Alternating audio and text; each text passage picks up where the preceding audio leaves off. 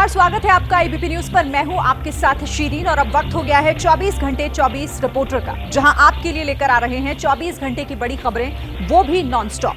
पहले देखते हैं शो में आगे क्या है खास। अवैध निर्माण गिराने की मांग को लेकर शिमला में जोरदार प्रदर्शन। बिहार में तेजस्वी का केजरीवाल वाला दाव। ताजा हिंसा के बाद मणिपुर के 3 जिलों में कर्फ्यू। जम्मू कश्मीर में चुनाव अभियान की शुरुआत करेंगे पीएम मोदी। लाइका अरोरा के पिता ने की आत्महत्या। तो अगले 40 मिनट तक आपको मिलेगा खबरों का फुल डोज। सबसे पहले आज की बड़ी पॉलिटिकल खबर।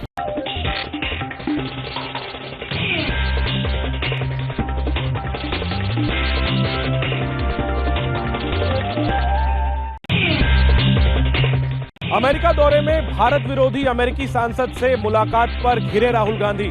सरकार ने राहुल गांधी की इल्हान उमर से मुलाकात पर सवाल पूछे हैं। राहुल गांधी ने वॉशिंगटन डीसी में रेबर्न हाउस में कई अमेरिकी सांसदों से मुलाकात की। इस मीटिंग में वो विवादास्पद सांसद इल्हान उमर भी मौजूद थीं, जिन्होंने कई बार भारत के खिलाफ बयान दिए हैं। इसी मीटिंग पर सरकार ने राहुल गांधी को घेरा है। गृह मंत्री अमित शाह ने सोशल मीडिया पर लिखा, देश विरोधी बातें करना और देश तोड़ने वाली ताकतों के साथ खड़े होना कांग्रेस पार्टी की आदत बन गई है।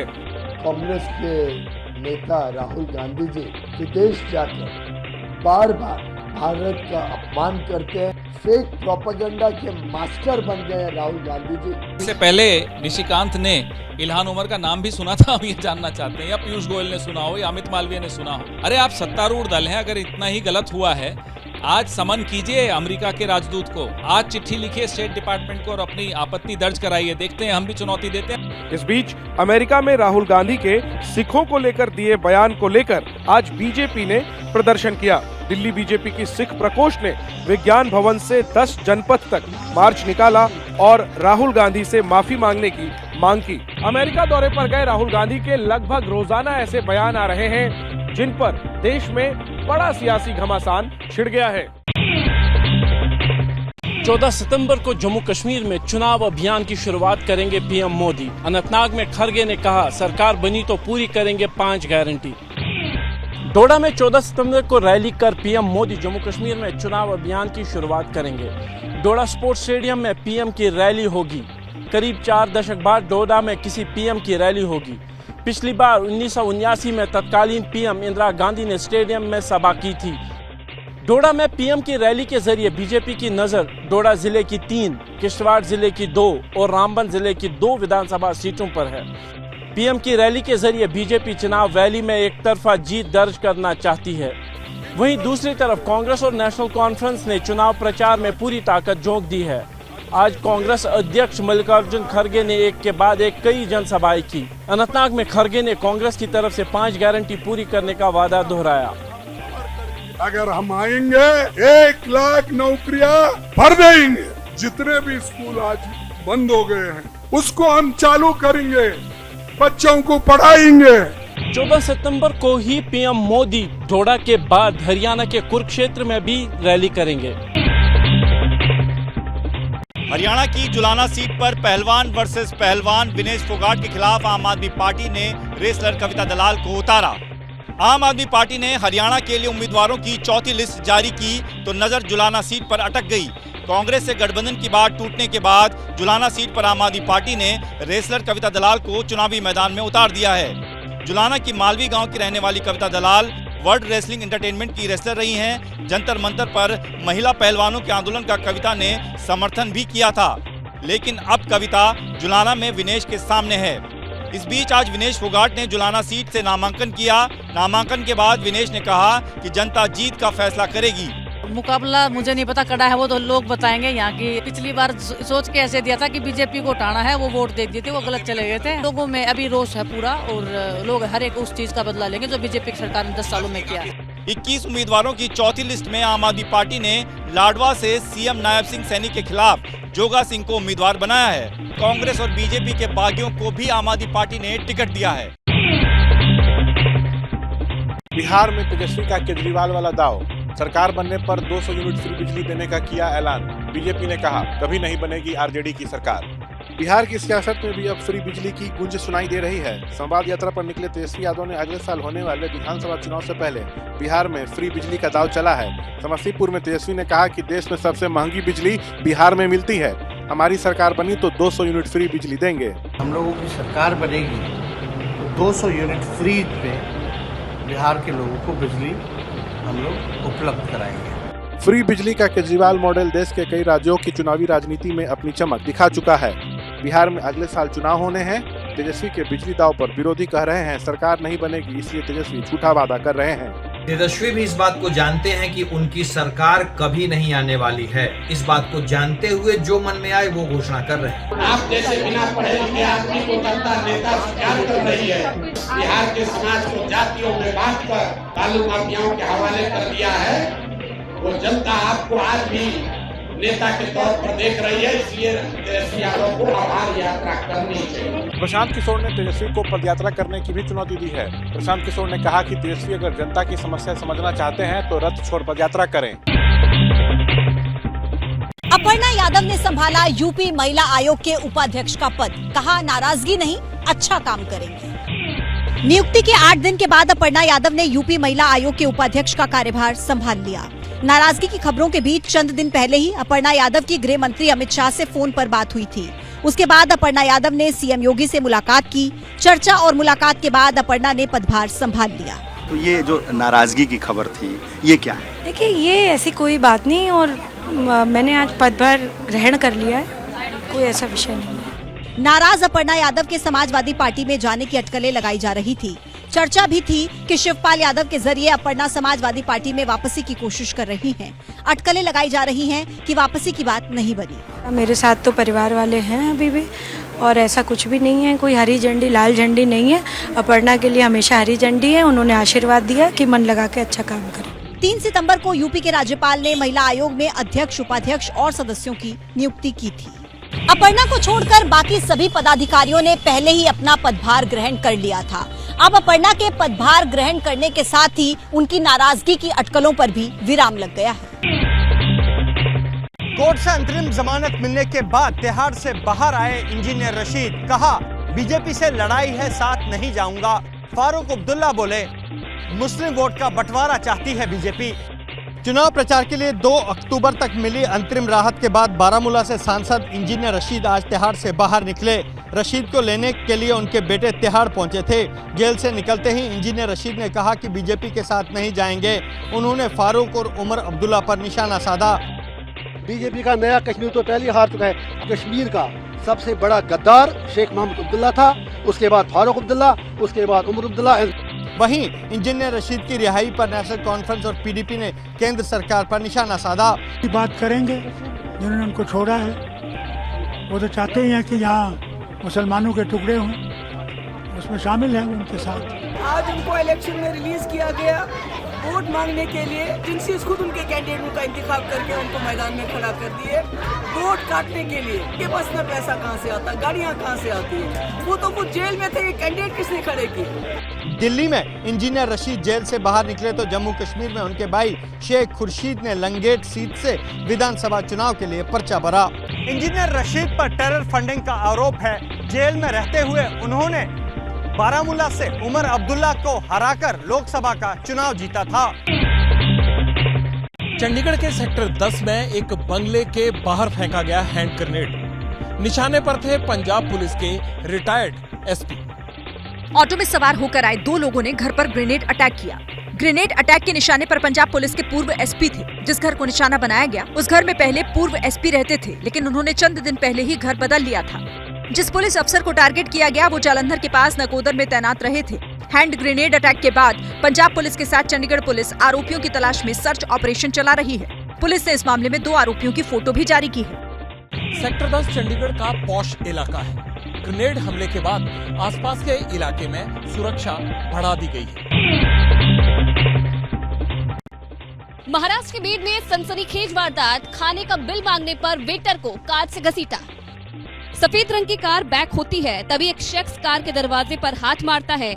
ये शख्स दरवाजा खोलता है। इससे पहले कि वो कुछ समझ पाता, कार चला रहा आदमी रफ्तार बढ़ा देता है। ये शख्स कार के अंदर घुसने की कोशिश करता है लेकिन नाकाम रहता है। वो कार का दरवाजा पकड़कर लटकने की कोशिश करता है और इसी बीच कार चला रहा आदमी कार की रफ्तार को और बढ़ा देता है। पीछे से लोग आवाज देते हैं लेकिन कार का ड्राइवर तेज रफ्तार में कार को भगाकर ले जाता है। सीसीटीवी में कैद ये सनसनीखेज वारदात है महाराष्ट्र के बीट की। कार में जो शख्स लटका हुआ है वो वेटर है। खाने का बिल लेने के लिए ये स्कैनर लेकर कार में बैठे आदमी के पास पहुंचा था, लेकिन खाने का बिल देने की बजाय कार में ड्राइवर ने वेटर को 1 किलोमीटर तक यूं ही घसीटा। फिर बाद में वेटर को पूरी रात बंधक बनाए रखा। सुखाराम मुंडे और उसके 2 दोस्तों पर वेटर को अगवा करके मारपीट करने और करीब 12,000 रुपए लूटने का आरोप लगा है। आरोपियों के चंगुल से छूटने के बाद वेटर ने एफआईआर दर्ज कराई है। पुलिस आरोपियों की तलाश कर रही है। कालिंदी एक्सप्रेस ट्रेन डिरेल साजिश केस में एनआईए कर रही है संदिग्ध से पूछताछ। सीसीटीवी फुटेज में घटना स्थल से 200 मीटर पर दिखे 2 संदिग्ध। कालिंदी एक्सप्रेस ट्रेन को डिरेल करने की साजिश के केस में एनआईए की टीम संदिग्ध शाहरुख को अपने साथ ले गई। मुंडेरी गांव के पास से पुलिस ने शाहरुख को हिरासत में लिया था। 1 घंटे की पूछताछ के बाद पुलिस ने शाहरुख को छोड़ दिया था, लेकिन एनआईए के आदेश पर क्राइम ब्रांच की टीम ने शाहरुख को हिरासत में लिया और एनआईए को सौंप दिया। हादसे की जांच के दौरान मिले इनपुट के आधार पर एनआईए शाहरुख को संदिग्ध मान रही है। शाहरुख का आपराधिक इतिहास रहा है, वो जिला बदर था। एनआईए की टीम ने पहले शाहरुख से पूछताछ की, फिर उसे लखनऊ ले गई। सूत्रों के मुताबिक पूछताछ में शाहरुख से अहम इनपुट मिले हैं। ट्रेन डिरेल करने की साजिश की जांच कर रही पुलिस आसपास के सीसीटीवी फुटेज खंगाल रही है। सीसीटीवी फुटेज में पुलिस को घटना स्थल से 200 मीटर की दूर पर 2 संदिग्ध नजर आए हैं। जिस वक्त ट्रैक पर सिलेंडर रखा गया उसी वक्त ये सीसीटीवी फुटेज में दिखे हैं। पुलिस सीसीटीवी में दिखे संदिग्धों की तलाश कर रही है। इस बीच एनआईए को उम्मीद है कि संदिग्ध शाहरुख से पूछताछ में इस साजिश से जुड़े कुछ नए इनपुट जरूर मिलेंगे। राजस्थान में बारिश का रौद्र रूप। भारी बारिश से कई जिलों में बिगड़े हालात। बांसवाड़ा के कुशलगढ़ में कई रास्तों पर भरा पानी। ये कोई नदी या नाला नहीं बल्कि रास्ता है जिस पर घुटनों तक पानी है। राजस्थान के बांसवाड़ा जिले के कुशलगढ़ में नदी का जलस्तर बढ़ा तो रिहायशी इलाका पानी पानी हो गया। आसपास खुली दुकानों में पानी घुस गया, जबकि सड़क पर सैलाब आने से आवाजाही पूरी तरह बंद हो गई। इधर टोंक में बनास नदी का जलस्तर कम होने से स्थानीय लोगों ने राहत की सांस ली है। हालांकि अभी भी तमाम इलाकों में पानी भरा हुआ है। टोंक में बाढ़ और बारिश से सैकड़ों एकड़ फसल बर्बाद हो रही है। चारों तरफ की जो फसलें ग्राम पंचायत छाण की वो पूरी तरह से नष्ट हो चुकी है। पानी की निकासी है, वो रुक गए सब पूरे। जानवर बकरियां सारी पानी में खड़ी है, चारा कुछ डालने की जगह नहीं है। मौसम विभाग ने राजस्थान के 9 जिलों में भारी वर्षा की संभावना जताई है। इनमें बांसवाड़ा, बारां, बूंदी, धौलपुर, झालावाड़, कोटा, प्रतापगढ़, सवाई माधोपुर और करौली शामिल हैं। मध्य प्रदेश में नदियां किनारे तोड़कर बह रही हैं। नर्मदा नदी का बढ़ता जलस्तर वहां पर खतरे का सायरन बजा चुका है। पुल की छत को छूकर बह रही नर्मदा नदी के पानी के शोर को सुनिए। तस्वीरें डराने वाली हैं। मध्य मंडला में नर्मदा नदी का जलस्तर खतरे के निशान को पार कर चुका है। अब नदी का पानी मंदिरों को अपने आगोश में लेने को बेताब है। इधर दामोह के हटा क्षेत्र में बाढ़ के हालात बन गए हैं। ककराई, नवोदय वार्ड समेत कई इलाकों में सड़क पर दरिया बह रही है। घरों के अंदर पानी भर गया। ऐसे में प्रशासन ने प्रभावित इलाकों से लोगों को निकालकर सुरक्षित स्थानों पर पहुंचाने का काम शुरू कर दिया है। अब जरा मध्य प्रदेश के डिंडोरी की तस्वीर देखिए। खरमेर नदी का जलस्तर बढ़ने से पुल डूब चुका है। बावजूद इसके बाइक सवार जान जोखिम में डालकर पुल पार करने की कोशिश कर रहे हैं। ये तस्वीरें डिंडोरी के अमरपुर क्षेत्र की हैं। मध्य प्रदेश के 21 जिलों में तेज बारिश रिकॉर्ड की गई है और मौसम विभाग का कहना है कि आने वाले 24 घंटों में कई जिलों में तेज बारिश और हो सकती है।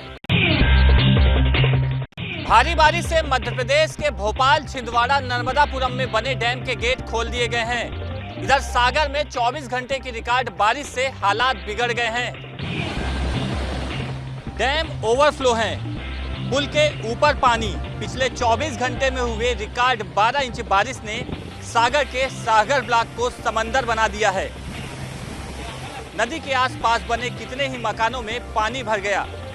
रास्ते बंद हो गए हैं और जनजीवन अस्त व्यस्त हो गया है। जो हाल मध्य प्रदेश का है, कमोबेश वही हालात छत्तीसगढ़ में बनते नजर आ रहे हैं। छत्तीसगढ़ के दुर्ग में शिवनाथ नदी का बढ़ता जल स्तर शहरी इलाके को डुबाने लगा है। पेट्रोल पंप पर पानी भर गया, सड़क पर गाड़ियां डूब गई हैं। मिनी बस के पहियों पर ब्रेक लग गया और कॉलोनियों में घुस गया बाढ़ का पानी। इधर छत्तीसगढ़ के राजनांदगांव में भारी बारिश से महाराष्ट्र बॉर्डर पर मौजूद बाघ नदी थाना डूब गया। थाने में मौजूद पुलिस कर्मियों को रस्सी और ट्यूब के सहारे बाहर निकलना पड़ा। राजनांदगांव में बाढ़ जैसे हालात हैं। इस बीच एक हैरान करने वाली तस्वीर सामने आई है। शराब की दुकान में पानी भरा है, चारों तरफ भयावह मंजर है। बावजूद घुटने तक पानी में लोग शराब लेने पहुंच रहे हैं। छत्तीसगढ़ में लगातार हो रही बारिश से सबसे ज्यादा बस्तर संभाग प्रभावित हुआ है। यहाँ तक कि राजधानी रायपुर के कई इलाकों में भी जल भराव की खबर है। मध्य प्रदेश के छतरपुर में धसान नदी में फंसे 5 लोगों को रेस्क्यू किया गया है। प्रशासन ने स्थानीय लोगों की मदद से इन लोगों की जान बचाई। मध्य प्रदेश के छतरपुर जिले के ईशानगर में धसान नदी में अचानक आए तूफान में 5 लोग फंस गए। इनमें से 2 लोग नदी में मछली पकड़ने गए थे, तभी अचानक नदी का जलस्तर तेजी से बढ़ गया और ये बीच मझधार एक टापू पर फंस गए और मदद का इंतजार करने लगे। इनकी जान बचाने के लिए 3 ग्रामीण भी नदी में कूद गए और वो भी फंस गए। सूचना मिलते ही एनडीआरएफ की टीम मौके पर मोटरबोट के साथ पहुंची। छतरपुर कलेक्टर और एसपी भी मौके पर ग्रामीणों के बीच नजर आए और लोगों से बात कर हालात का जायजा लिया। फिर प्रशासन ने ग्रामीणों की मदद से बीच मझधार में फंसे लोगों तक मदद पहुंचाई और मोटरबोट की मदद से 5 लोगों को रेस्क्यू कर बचा लिया गया। कहते हैं कि जान है तो जहान है। एक सफल रेस्क्यू ऑपरेशन के बाद तमाम पीड़ितों के चेहरे पर मुस्कान दिखाई दे रही है और ग्रामीण प्रशासन की मुस्तैदी की तारीफ कर रहे हैं। जानलेवा हो गया है वियतनाम का सैलाब। मलबे में दबे लोगों की अब भी की जा रही है तलाश। जहां नजर दौड़ाओ वहां पानी में डूबा शहर, चारों तरफ मलबा ही मलबा। जहां हरियाली थी, जहां बस्ती थी, वहां भी मलबा। वियतनाम के ये हाल किए हैं यागी तूफान ने। उत्तरी वियतनाम में उस तूफान के बाद आए खतरनाक सैलाब में 16 लोगों की जान जा चुकी है, जबकि अभी दर्जन लोग लापता हैं। नजदीकी पहाड़ धंसकर नीचे आ गिरा और कई मकान दब गए, कई सैलाब में बह गए। सरकार की तरफ से बताया गया है कि मलबे में 35 परिवार दब गए, कुछ ही लोग अपनी जान बचा पाए। अब भी 40 से ज्यादा लोगों की तलाश जारी है। यागी तूफान की शुरुआत शनिवार को हुई थी, जब करीब 150 किलोमीटर प्रति घंटे की रफ्तार से हवाएं चलने लगी। उसके बाद तो तूफान ने तबाही मचा डाली। रूसी सेना ने यूक्रेन में बड़े हमले का दावा किया है। पूर्वी यूक्रेन में गोला बारूद डिपो को उड़ाने की तस्वीरें सामने आई है। वहीं यूक्रेन ने रूसी अटैक को नाकाम करने की रिपोर्ट जारी की है। रूस और यूक्रेन के बीच 2.5 साल से भी ज्यादा समय से युद्ध चल रहा है। यूक्रेन पर अटैक की घातक तस्वीरें एक बार फिर सामने आई है। ताजा तस्वीरें रूसी सेना ने जारी की है, जिसमें दावा किया गया है कि उसने यूक्रेन के गोला बारूद डिपो को उड़ा दिया है। साथ ही यूक्रेन ने जवाबी हमलों को भी नाकाम करने का दावा किया है। रूसी वायु रक्षा प्रणाली ने कई यूक्रेनी रॉकेट, हवाई बम और कई ड्रोन को रोका। रूसी सेना के हवाई ऑपरेशन की तस्वीरें भी देखी है। उधर यूक्रेनी वायु सेना ने बताया कि मंगलवार सुबह रूसी सेना ने यूक्रेन की ओर 2 मिसाइलें और 46 ड्रोन लॉन्च किए थे, जिसमें से यूक्रेनी सेना ने 38 ड्रोन को मार गिराया। यूक्रेन में सोमवार शाम से रूसी ड्रोन का आतंक चालू हो गया और मंगलवार तड़के तक हवाई हमले शुरू हो गए। करीब 2 घंटे चले इस ऑपरेशन में यूक्रेन ने रूसी हमलों का मुंह तोड़ जवाब देने का दावा किया है। पाकिस्तान के सूत्रों से एक बड़ी खबर आ रही है। अगले हफ्ते बलूचिस्तान में पाकिस्तानी आर्मी एक बड़ा ऑपरेशन शुरू कर सकती है। बलोच विद्रोहियों के खिलाफ पाकिस्तानी आर्मी ऑपरेशन करने की तैयारी कर रही है। खबर है कि पाकिस्तानी सेना को स्पेशल पावर देने की तैयारी हो रही है। जैसे चीन के शिनजियांग में उइगर मुसलमानों को कंट्रोल किया गया था, वैसे ही बलोच विद्रोहियों पर पाकिस्तानी आर्मी ऑपरेशन चलाएगी। बलोचिस्तान में डिटेंशन कैंप भी बनाए जा रहे हैं, जिनमें बलूच आंदोलनकारियों को आतंकवादी घोषित करके रखा जाएगा। दरअसल पाकिस्तान का बलूचिस्तान प्रांत दशकों से हिंसा से पीड़ित रहा है, लेकिन हाल में यहाँ विद्रोह की आवाज एक बार फिर से तेज हुई है। बीती 26 अगस्त को बलूच अलगाववादी ताकतों ने सिलसिलेवार हमले किए थे, जिनमें 60 से ज्यादा लोग मारे गए थे। इसमें पाकिस्तानी सेना के जवान भी शामिल थे। बलूचिस्तान में तेज हो चुकी अलगाववाद की आवाज को दबाने के लिए पाकिस्तान अब दमनकारी रवैये पर उतर आया है। पाकिस्तान की सरकार अब इस आंदोलन को कुचलने के लिए चीन के शिनजियांग की तरह बलूचिस्तान को जेल बनाने की तैयारी कर रहा है। मैक्सिको के उच्च सदन सीनेट में प्रदर्शनकारियों की घुसपैठ की चौंका देने वाली तस्वीरें सामने आई हैं। प्रदर्शनकारियों को रोकने में सुरक्षा बल बेबस नजर आए। मैक्सिको के उच्च सदन सीनेट में प्रदर्शनकारियों के धावा बोलने की ये हैरान कर देने वाली तस्वीरें देखिए।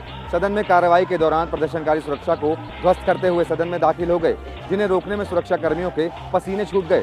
दरअसल मैक्सिको के लोगों को न्यायाधीशों को चुनने का अधिकार देने वाले प्रस्तावित कानून को लेकर सीनेट में बहस चल रही थी। इसी दौरान झंडे और बैनर लहराते हुए बेकाबू भीड़ सुरक्षा को तोड़ते हुए सदन में दाखिल हो गई। हालात को देखते हुए सदन की कार्रवाई को रोक दिया गया। मैक्सिको की सत्तारूढ़ पार्टी मोरेना के इस प्रस्ताव पर बहस से पहले ही विवाद शुरू हो गया था। मैक्सिको अब दुनिया का पहला देश बन गया है जहां जनता अब जजों को चुनने के लिए भी वोट डालेगी, लेकिन अमेरिका सहित कई जानकार नियमों को लेकर भी सवाल उठा रहे हैं। सुपर पावर अमेरिका के लिए चैलेंज बन गई है जंगल की आग। कैलिफोर्निया के धधकते जंगलों को बुझाने के लिए अब एयरक्राफ्ट लगाए गए हैं। आग ही आग, धुआं ही धुआं। जहां जंगल है वहां चारों तरफ धुएं का ही गुबार दिखाई दे रहा है। आसमान में एयरक्राफ्ट मंडरा रहे हैं, उन एयरक्राफ्ट से पानी गिराया जा रहा है। अमेरिका के कैलिफोर्निया के जंगल में धधकती आग को बुझाने का काम युद्ध स्तर पर चल रहा है।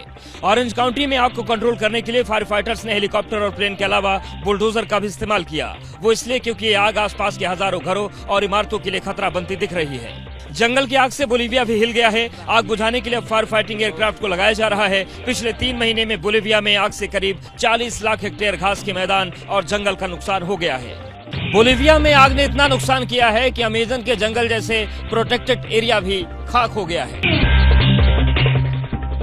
संजौली में मस्जिद में अवैध निर्माण गिराने की मांग को लेकर शिमला में जोरदार प्रदर्शन। पुलिस से हुई प्रदर्शनकारियों की झड़प, लाठीचार्ज हुआ, हल्ला, हंगामा, वाटर कैनन से प्रहार, फिर लाठीचार्ज। संजौली में मस्जिद में हुए अवैध निर्माण को गिराने की मांग को लेकर शिमला में दिन भर हंगामा हुआ। देवभूमि नाम के संगठन ने प्रदर्शन का ऐलान किया था। हंगामे की आशंका को देखते हुए शिमला में धारा 163 लागू कर दी गई थी। चप्पे चप्पे पर पुलिस का पहरा था, लेकिन 11 बजते ही हंगामा शुरू हो गया। हजारों की तादाद में प्रदर्शनकारी जुटे। पुलिस ने प्रदर्शनकारियों को रोकने के लिए बैरिकेड्स लगाए थे। प्रदर्शनकारियों ने बैरिकेड तोड़ दिया। ढली टनल के पास प्रदर्शनकारी और पुलिस आमने सामने आ गए। रोके जाने पर प्रदर्शनकारी सड़क पर ही हनुमान चालीसा पढ़ने लगे और जय श्री राम का नारा लगाने लगे। पुलिस ने हंगामा कर रहे लोगों को काबू करने के लिए पहले वाटर कैनन से प्रहार किया। बड़ी संख्या में हिंदू प्रदर्शनकारी नजर आएंगे और इन्हीं के ऊपर यहाँ पर वाटर कैनन का इस्तेमाल किया जा रहा है। भीड़ को खदेड़ने की कोशिश यहाँ पर हो रही है। इसके बाद भी हंगामा कर रहे लोग शांत नहीं हुए। पुलिस ने झड़प के बीच कुछ प्रदर्शनकारियों ने पथराव कर दिया। पथराव में कुछ पुलिस वाले घायल हो गए। इसके बाद हालात कंट्रोल करने के लिए पुलिस ने लाठीचार्ज किया। लाठीचार्ज में कुछ प्रदर्शनकारी घायल हो गए। संजौली में फिलहाल सुरक्षा चाक चौबंद की गई है। शांति बनाए रखने के लिए पुलिस मुस्तैद है। पुलिस ने लोगों से शांति बनाए रखने की अपील की है। संजौली मस्जिद में अवैध निर्माण के मामले पर बीजेपी के निशाने पर हिमाचल की सुक्खू सरकार। बीजेपी ने कहा सुक्खू सरकार मामले को तूल दे रही है, तो कांग्रेस ने कहा कि कानून के हिसाब से उठाएंगे कदम। संजौली में सड़क पर हो रहे बवाल के लिए सियासी घमासान भी रहा है। मस्जिद में अवैध निर्माण के खिलाफ लोगों का गुस्सा सड़क पर दिख रहा है। नाराज लोग अपना आक्रोश जताने के लिए सड़क पर उतरे तो बीजेपी के निशाने पर सुक्खू सरकार आ गई। बीजेपी नेता आरोप लगा रहे हैं कि सुक्खू सरकार मामले की संवेदनशीलता को नहीं समझ रही है। कहीं भी कोई इस प्रकार का कोई घटना ऐसी नहीं होनी चाहिए। अगर अनऑथराइज कंस्ट्रक्शन है तो निश्चित रूप से प्रयास करिए कि इस काम का इस समस्या का समाधान जल्दी से हो सके।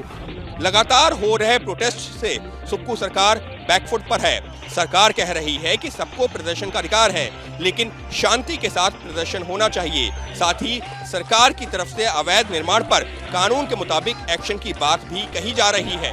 कोई भी ऐसी परिस्थिति नहीं बननी चाहिए जिससे हमारे शांतिपूर्ण माहौल में कोई वहाँ पर जो है खराबी आए। अवैध भवन के निर्माण की बात है। हमने बिल्कुल साफ तरीके से कहा है कि अगर वो अवैध पाई जाती है तो निश्चित तौर से 100% उसके ऊपर कार्रवाई होगी। सरकार की तरफ से कहा जा रहा है कि मामला कोर्ट में है, लिहाजा कोर्ट के फैसले का इंतजार करना चाहिए। वहीं कांग्रेस की तरफ से बीजेपी पर राजनीति करने का आरोप भी लगाया जा रहा है। ताजा हिंसा के बाद मणिपुर के 3 जिलों में कर्फ्यू। कल की हिंसा के बाद मणिपुर के 5 जिलों में इंटरनेट सेवा बंद की गई। कहीं सड़कों पर पलटी हुई गाड़ियां, कहीं तोड़फोड़ की निशानियां। मणिपुर की राजधानी इंफाल में ये एक दिन पहले की हिंसा के सबूत हैं। हालांकि आज सड़कों पर सन्नाटा रहा, वरना एक दिन पहले राजभवन के पास जबरदस्त विरोध हुआ था। राज्यपाल लक्ष्मण आचार्य अब असम जा चुके हैं। इस बीच कर्फ्यू के बीच जरूरी सेवाओं को छोड़कर सड़क पर किसी को निकलने की इजाजत नहीं है। इंफाल ईस्ट में आज छात्रों ने प्रोटेस्ट मार्च निकाला। छात्र कह रहे हैं, हमें पीस चाहिए। कुकी है ना, कुकी मणिपुरी, कुकी और हम लोग मैते हैं ना, वो तो डिवाइड कर रहा है ना, इसके लिए हम लोग तो डिवाइड। कुकी मेते सबको एक होके रहना चाहिए, आप ये चाहते हो? हाँ, 2 साल हो गए, ये कब तक चलेगा तो पता नहीं है। हम तो बहुत परेशान है भाई। पूरा 1 साल हो गया है यहाँ पे, कोई भी चेंज नहीं है यहाँ पे, तो इसलिए हम स्टूडेंट लोग सारे यहाँ पे प्रोटेस्ट कर रहे हैं। इस बीच इंफाल वेस्ट इलाके में सीआरपीएफ की तैनाती बढ़ा दी गई है। यहाँ 2 दिन पहले कैंप पर अटैक हुआ था। प्रधानमंत्री पूरी दुनिया का सैर सपाटा करने में मशगूल है, हर जगह जाते हैं सिवाय मणिपुर। मणिपुर इंतजार कर रहा है कि कब वहां देश का प्रधानमंत्री आए और वहां के लोगों के आंसू पोंछे। मणिपुर के सभी सरकारी और प्राइवेट कॉलेज गुरुवार यानी कि 12 सितंबर तक के लिए बंद कर दिए गए हैं। मणिपुर यूनिवर्सिटी के एग्जाम भी अगले आदेश तक टाल दिए गए हैं। मणिपुर में छात्रों के प्रदर्शन के दौरान हुई हिंसा पर पुलिस को शक। भारी तत्व कर रहे हैं छात्रों के प्रोटेस्ट का इस्तेमाल। पेट्रोल बम, गुलेल, पत्थर, ये सब इंफाल के छात्रों के प्रदर्शन के दौरान इस्तेमाल हुआ था। इन हथियारों का इस्तेमाल छात्रों के प्रदर्शन के दौरान हिंसा के लिए हुआ था। जांच के दौरान पुलिस ने हिंसा का ये सारा साजो सामान बरामद किया है। वो पत्थर हैं, उनका इस्तेमाल किया गया। ये जो पत्थर यहाँ हमको दिख रहे हैं, और इसके साथ में पेट्रोल बम का भी इस्तेमाल किया गया है। पुलिस को शक है कि प्रदर्शन के दौरान छात्रों के बीच उपद्रवी घुस आए थे। पुलिस के मुताबिक इन उपद्रवियों ने ही हिंसा की शुरुआत की थी। हिंसा की जांच कर रही पुलिस के मुताबिक उपद्रवी छात्रों के प्रदर्शन का इस्तेमाल हिंसा भड़काने के लिए कर रहे हैं। पुलिस अब हिंसा में शामिल उपद्रवियों की पहचान करने में जुटी है। पश्चिम बंगाल में हड़ताली जूनियर डॉक्टरों और राज्य सरकार के बीच नहीं बनी बात। जूनियर डॉक्टरों ने अभी भी वापस काम पर आने से किया इनकार। कोलकाता कांड पर प्रोटेस्ट कर रहे जूनियर डॉक्टर पीछे हटने को तैयार नहीं हैं। वो अपनी हड़ताल भी जारी रखेंगे और विरोध प्रदर्शन भी।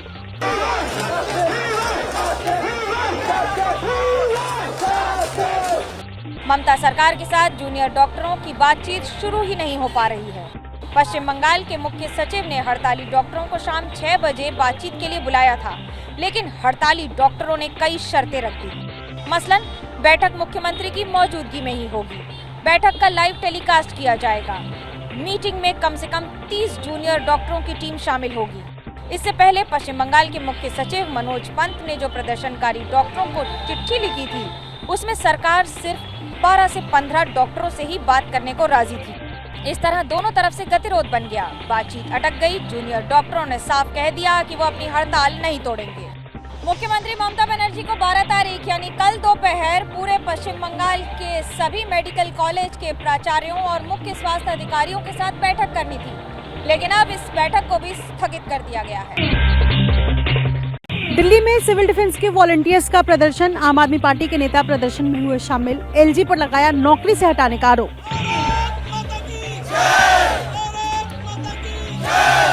चांदगी राम अखाड़े पर नारेबाजी कर रहे ये वो सिविल डिफेंस वॉलंटियर्स हैं जिनकी नौकरी जा चुकी है। दिल्ली में चंद महीने बाद चुनाव होने हैं, इसीलिए नौकरी की मांग को लेकर ये लोग सड़क पर उतर आए हैं। सिविल डिफेंस वॉलंटियर्स के इस प्रोटेस्ट में शामिल होने के लिए आम आदमी पार्टी के नेता भी पहुंचे थे।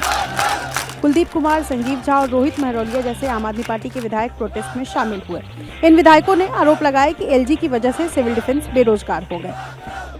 जो भी बाधाएं हैं उन बाधाओं को खत्म करो। सरकार की तो जो भी करना होगा हम करने को तैयार हैं। हमारे विधायकगण आए, मंत्रीगण आ रहे हैं, लेकिन इन लोगों को गुमराह मत करो, इनका रोजगार मत छीनो। दिल्ली की सरकार, अरविंद केजरीवाल जी की सरकार ये चाहती थी कि इनकी नौकरी बनी रहे, लेकिन एलजी साहब ने आनन फानन में इनकी नियुक्ति को रद्द कर दी, सस्पेंड कर दिया। दिल्ली में करीब 10,000 सिविल डिफेंस वॉलंटियर्स थे। नियुक्ति पर हुए विवाद के बाद अक्टूबर 2023 में उनकी सर्विस खत्म कर दी गई थी। केजरीवाल सरकार सिविल डिफेंस वॉलंटियर्स की बर्खास्तगी के लिए उपराज्यपाल पर आरोप लगाती रही है। वहीं बीजेपी नियुक्ति में गड़बड़ी के लिए केजरीवाल सरकार पर निशाना साधती रही है। लखनऊ से धार्मिक उन्माद की तस्वीरें सामने आई हैं, जहां गणेश पूजा पंडाल पर पथराव किया गया। भारी हंगामे के बीच मौके पर पहुंची पुलिस ने हालात किए काबू।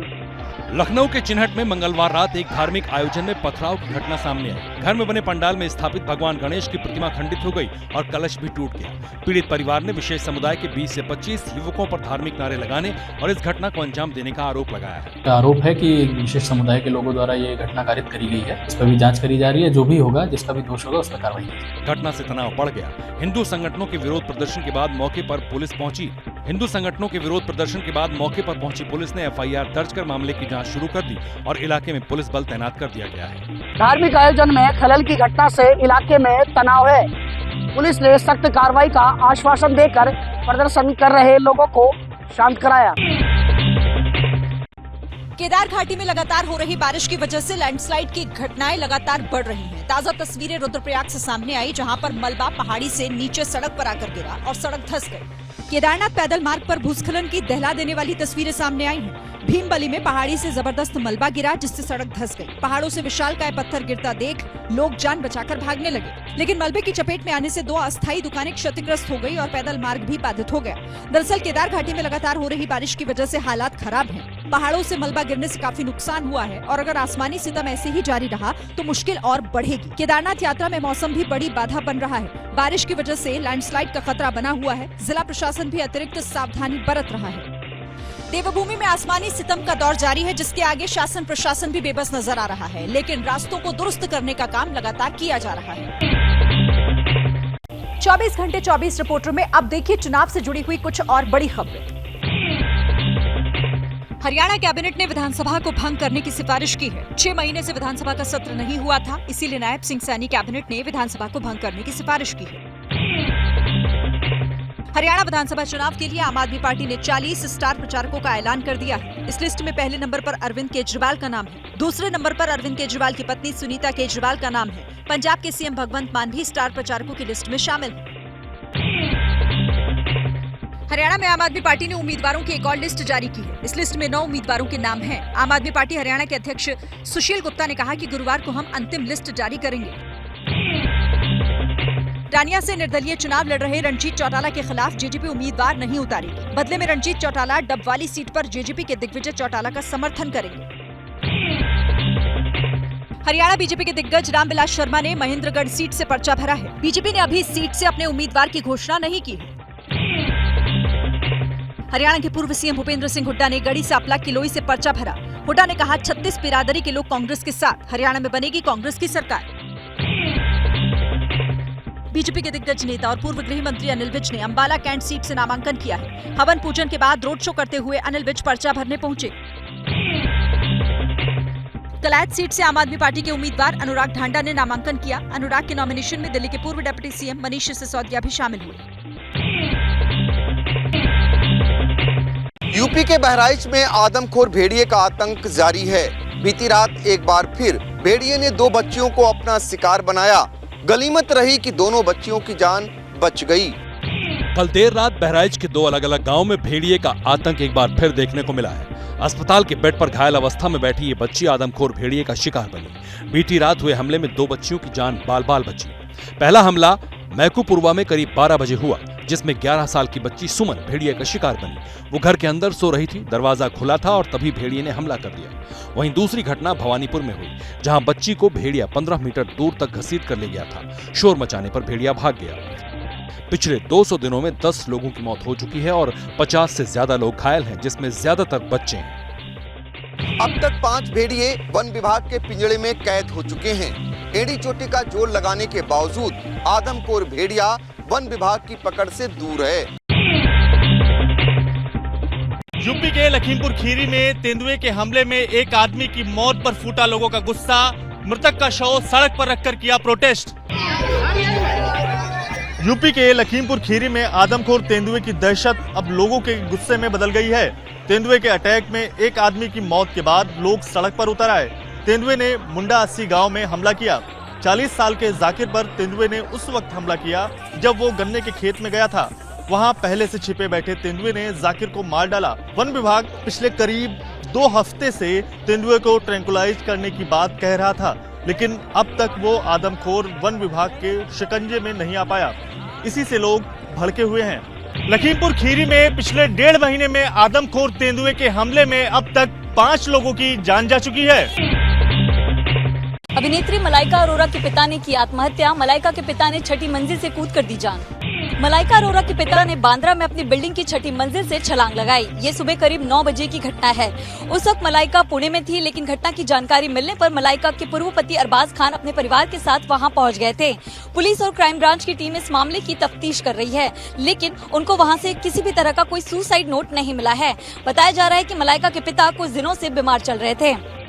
फॉरेंसिक टीम्स भी आई है, जो फॉरेंसिक इन्वेस्टिगेशन है वो भी चल रहा है। प्राइमा फेसी ये खुदकुशी लग रही है। मलाइका अरोरा के पिता ने जिस इमारत से कूदकर आत्महत्या की उसका नाम आयशा मनोर है। अनिल इस सोसाइटी के सेक्रेटरी भी थे। कर्नाटक के उडुपी के बिंदूर तालुक से बेहद ही भावनात्मक तस्वीरें सामने आई, जहां पर सरकारी स्कूल के छात्रों ने अपने पीटी टीचर को भावभीनी विदाई दी।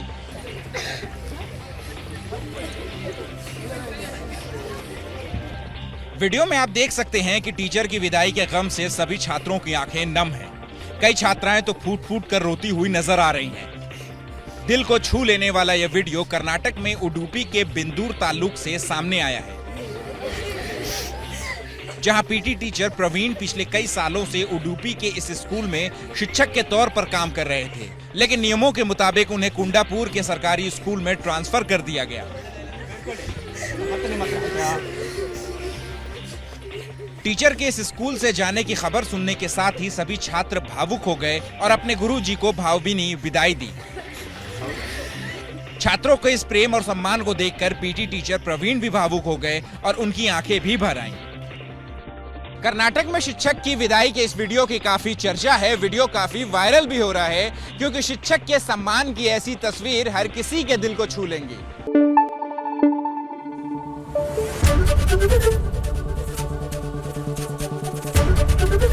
एबीपी न्यूज आपको रखे आगे।